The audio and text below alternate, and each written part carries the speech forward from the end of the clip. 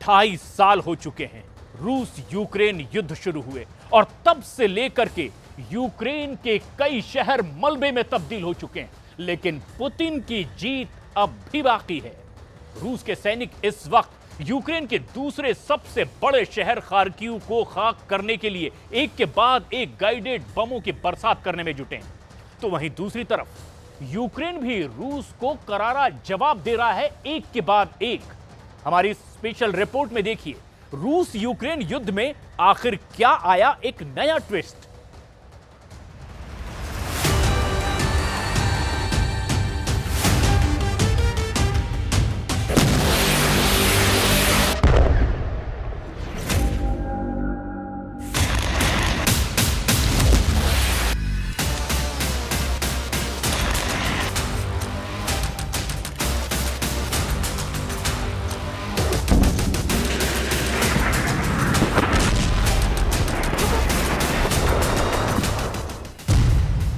रूस की सीमा से सिर्फ 30 किलोमीटर दूर यूक्रेन का दूसरा सबसे बड़ा सेंटर, यूक्रेन के काउंटर ऑफेंसिव फोर्स का सबसे बड़ा अड्डा, गाइडेड बम से टारगेट, खार्किव में बारूद ही बारूद।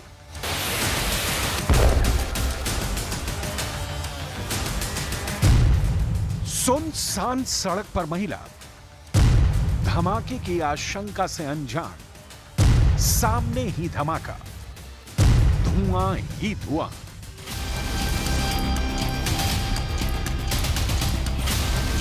राजधानी कीव के बाद यूक्रेन का सबसे बड़ा शहर खार्किव जल रहा है। बम धमाकों की गूंज से शहर बहरा हुआ जा रहा है।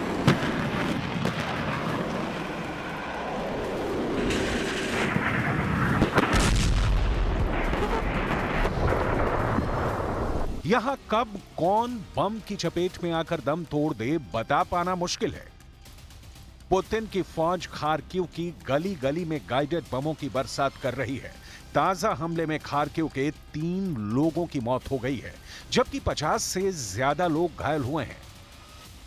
सायरन की साए साए आवाज खार्किव में दहशत और खौफ पैदा कर रही है।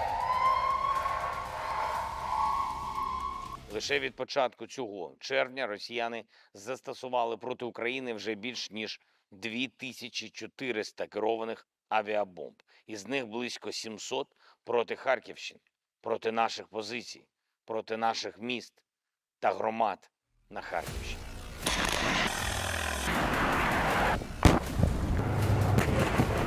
ये वही खार्किव है जिस पर रूस ने करीब 2.5 साल पहले यानी युद्ध की शुरुआत के वक्त ही हमला किया था। रूस की फौज खार्किव में घुस गई थी, लेकिन यूक्रेन की सेना ने उसे पीछे धकेल दिया। खार्किव की लड़ाई में शक्तिशाली रूसी सेना हार गई थी। अब इस खोई प्रतिष्ठा को अर्जित करने के लिए पुतिन की सेना खार्किव को खाक कर रही है।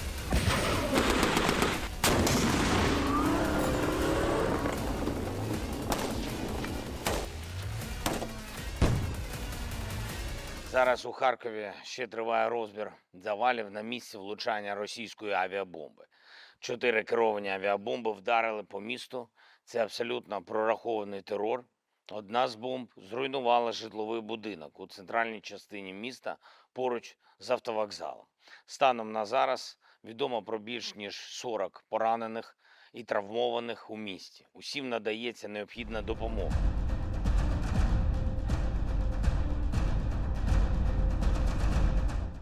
इस वक्त खार्किव पुतिन का नंबर 1 टारगेट है। रूस की सेना पूरी ताकत के साथ शहर पर कब्जे के लिए लड़ रही है। लड़ाई के दौरान यूक्रेन की आर्मी के एस्टेब्लिशमेंट ही नहीं, अपार्टमेंट भी जद में आ रहे हैं। लेकिन पुतिन को इस समय खार्किव पर जीत की परवाह भर है। कोई बम हमले में मरता है तो मरे।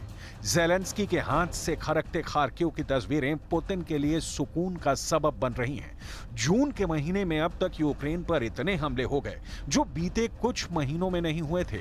यूक्रेन के राष्ट्रपति ज़ेलेंस्की के मुताबिक रूस ने जून के महीने में अब तक उनके देश में हजारों बम बरसाए हैं। इसके लिए रूस ने 2400 बार गाइडेड बम से यूक्रेन के शहरों पर हमले किए हैं।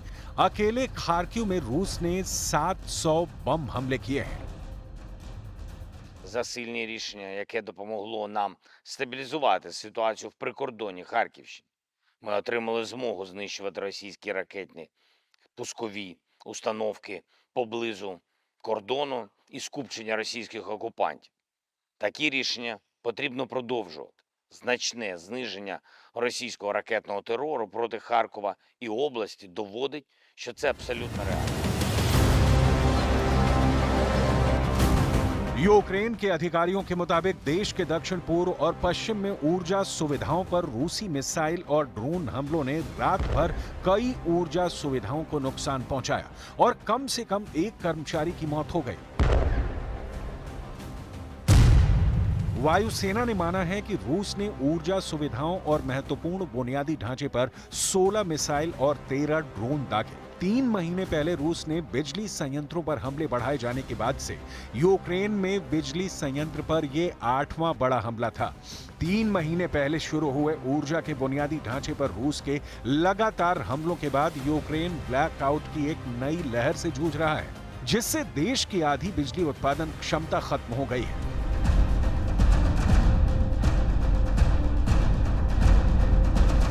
यूक्रेन की वायुसेना के प्रवक्ता यूरी इहनात के मुताबिक रूस अधिक से अधिक बम गिरा रहा है क्योंकि उनके पास मिसाइलें खत्म हो रही हैं, बहुत कम बची हैं, इसलिए उन्होंने सस्ते हवाई बमों का इस्तेमाल करना शुरू कर दिया है। गाइडेड बमों के बारे में आपको भी जरूर जानना चाहिए। गाइडेड बम साधारण बम से अलग होते हैं। इनकी बनावट ऐसी होती है कि ये बम दुश्मन पर सटीक निशाने के लिए जाने जाते हैं। इन बमों की खासियत है कि जिस जगह से इन्हें गिराया जाता है वहां से वो काफी दूर टारगेट को भेज सकते हैं। अभी तक रूस इस युद्ध में गाइडेड बमों का इस्तेमाल छिटपुट तरीके से कर रहा था, लेकिन हाल के हफ्तों में वो फ्रंट लाइन पर रोजाना 20 गाइडेड बम गिरा रहा है। यूक्रेन के सैन्य विशेषज्ञों का मानना है कि रूस के पास फिलहाल 2 तरह के गाइडेड बम हैं। रूस के पास मॉडर्न सैटेलाइट गाइडेड 1500B हैं। हालांकि उसकी उच्च प्रोडक्शन कॉस्ट की वजह से ऐसे बमों का इस्तेमाल बहुत कम किया जाता है। वहीं जो उच्च विस्फोटक क्षमता वाले गाइडेड बम हैं, ये सैटेलाइट कंट्रोल सिस्टम से लैस हैं और ये अपग्रेड बम हैं। इन्हें बनाने में समय भी कम लगता है। रूस के पास स्टॉक में ऐसे कई बम हैं। यूक्रेन को रूस के गाइडेड बमों से निपटने के लिए पश्चिमी लड़ाकू विमानों की जरूरत है, क्योंकि ऐसे बमों को हिट करना काफी मुश्किल है। यूक्रेन के पास हवा से हवा में मार करने वाली मिसाइलें नहीं हैं, जो रूस के कंट्रोल वाले इलाकों में जेट विमानों को मारने के लिए पर्याप्त हैं। इसी वजह से यूक्रेन को पश्चिमी लड़ाकू विमानों की तत्काल जरूरत है। अमेरिकी राष्ट्रपति जो बाइडेन सहित पश्चिम देशों ने यूक्रेन को इसकी सप्लाई करने से इनकार कर दिया है। सिर्फ खार्किव ही नहीं, ज़पोरिज़िया, लीव, डोनेस्क। ऐसा लगता है रूस की सेना युद्ध को जल्दी से जल्दी अंतिम मुकाम पर पहुंचाने के लिए हमले तेज करती जा रही है। इस बीच यूक्रेन की बेकसूर आबादी की मौतों की फिक्र भी रूस को नहीं सता रही है। यूक्रेन में इस वक्त युद्ध के ताजा हालात कैसे हैं, इसकी डिटेल देखने से पहले खार्किव की बर्बादी और तबाही की पूरी ABCD समझना जरूरी है। खार्किव यूक्रेन का सिर्फ दूसरा सबसे बड़ा शहर नहीं है। खार्किव पर रूस के कब्जे का मतलब होगा राजधानी कीव के लिए रास्ता साफ होना। जाहिर ये समझना होगा कि पूरे यूक्रेन में पुतिन की फौज इस वक्त खार्किव को ही सबसे ज्यादा टारगेट क्यों कर रही है। पहली वजह, खार्किव में यूक्रेन की फौज का बड़ा जमावड़ा है। यहीं यूक्रेन की जवाबी कार्रवाई के लिए सेना की तैनाती की गई है। दूसरी वजह, दूसरा कारण यह है कि खार्किव रूस के बॉर्डर से 40 किलोमीटर है। ऐसे में खार्किव पर हमला करना ज्यादा आसान है। तीसरी वजह, माना जा रहा है कि खार्किव पर अधिकार जमाने के बाद कीव की रात थोड़ी आसान हो सकती है, इसलिए रूस एक गेटवे बनाने के लिए खार्किव को निशाना बना रहा है। चौथी वजह, एक कारण यह भी है कि रूसी सेना को खार्किव को अधिकार में लेना आसान लग रहा है, क्योंकि यह पूर्वी यूक्रेन का हिस्सा है, जहां बड़ी संख्या में रशियन के पक्ष में जाने वाले लोग हैं। पांचवी वजह, स्वतंत्र यूक्रेन के लिए होने वाले पहले विद्रोह को उस समय की सोवियत सेनाओं ने खार्किव से ही कुचला था, इसलिए रूस के लिए खार्किव का महत्व भी है।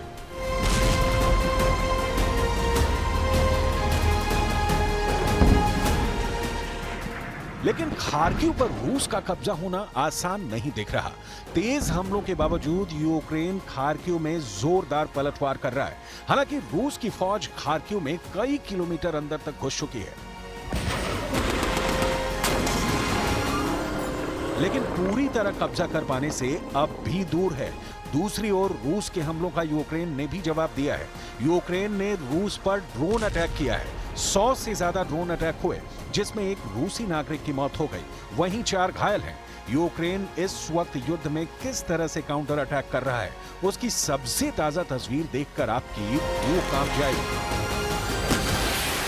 रूस के 3 सैनिक तेजी से लक्ष्य का पीछा कर रहे हैं। तीनों सैनिक कतार में दौड़ते हुए दिख रहे हैं। तभी यूक्रेन का ड्रोन बीच वाले सैनिक पर हमला कर देता है। घायल रूसी सैनिक गिर जाता है, लेकिन युद्ध में रुकने का मतलब मौत का बुलावा देना है। लिहाजा वो साथी से कहता है कि उसे गोली मार दे और आगे बढ़े। तीसरा सैनिक यही करता है और आगे बढ़ जाता है। विचित्र सा दिखने वाला रूसी युद्ध वाहन है, जिसे यूक्रेन की सेना ने जब्त किया है, जो दर्शाता है कि किस प्रकार सेना ड्रोन हमलों के निरंतर खतरे से निपटने के लिए अपने आप को तैयार करने का प्रयास कर रही है। सैनिकों ने पकड़े जाने के बाद रॉयटर्स को बताया कि यह वाहन जंग लगे T-62 टैंक से बनाया गया है और इसके बाहरी हिस्से में एक बॉक्स नुमा धातु का आवरण लगाया गया है। इसके पीछे एक पिंजरा और उसमें इलेक्ट्रॉनिक युद्ध उपकरण लगाए गए थे। यूक्रेनी सेना ने हवाई ड्रोन फुटेज में दिखाया कि टैंक को रूसी चालक दल के साथ एक जंगली इलाके में पकड़ा गया। इसके बाद कीव की सेना ने इसके ऊपर यूक्रेनी झंडा लगा दिया। यूक्रेन की सेना ने इसे बान टैंक का नाम दिया है। इसका इस्तेमाल भोजन, गोला बारूद और सैनिकों को इधर से उधर ले जाने के लिए किया जाता था। ऐसा लगता है कि इसकी छतरी ड्रोन हमलों से बचाने के लिए बनाई गई थी। Ефективність ці зушки, вони все одно вже застарілі і потребують модернізації якої не якої. Це такі ті ж гепарди б'ють по висоті 3,5 км плюс. Мають програмовані снаряди. І на знищення одної повітряної цілі потрібно набагато менше. यूक्रेन के पास हथियारों की कमी है और सैनिकों की भी। इस बीच रूस का हमला तेज है। अब देखना यह है कि यूक्रेन, जो 2.5 सालों से अपने से 10 गुना शक्तिशाली देश रूस से लोहा ले रहा है, युद्ध में कब तक टिका रहेगा।